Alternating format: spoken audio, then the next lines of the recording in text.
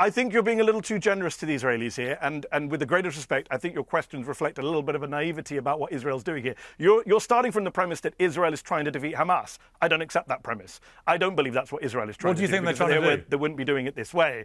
I think they're trying to take back Gaza. I think they're trying to erase the resistance in Gaza. I think they're trying to get rid of the people from Gaza. I think this is they've mowed the lawn, as they put it in previous wars. This time they're going in to erase the population. There's a plausible genocide. Okay, but let me ask you that. Justice. If you listen to Israeli officials, as you know, it's laid out in the South African petition, they are very genocidal in their approach to flattening and burning down Gaza. It's not about destroying Hamas. And if it was about destroying Hamas, why has Netanyahu and Smotrich and others talked about how Hamas is an asset to Israel? Why do they say that openly, Piers?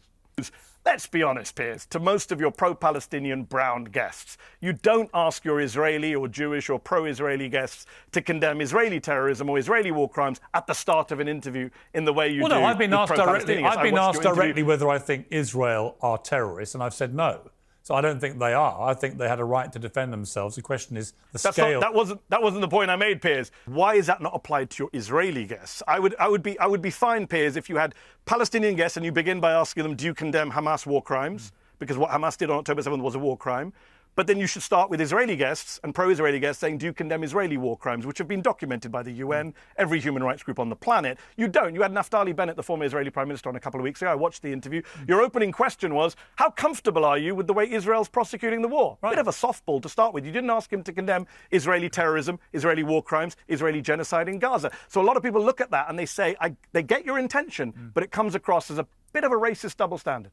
Well, look, I don't think it's a racist double standard, and I think that nobody has given pro-Palestinian voices a bigger platform more consistently since October the 7th than me. And if you go back and look at those interviews, I think that clips get taken out of context and people assume they know what I've said. And often it's completely misleading. I've tried to be fair-minded about it. People do ask me, do you think Israel are terrorists? And I've said no. I don't think they are, but I have repeated. Why? Well, I have repeated because I think they. Out of interest, why? Because they were responding to an act of terrorism so heinous it demanded a massive military response. The question for me that's caused me a moral quandary is what is an acceptably proportionate level of response, and I don't know the answer. But I don't think you can call people responding to an act of terror on that scale terrorists for responding.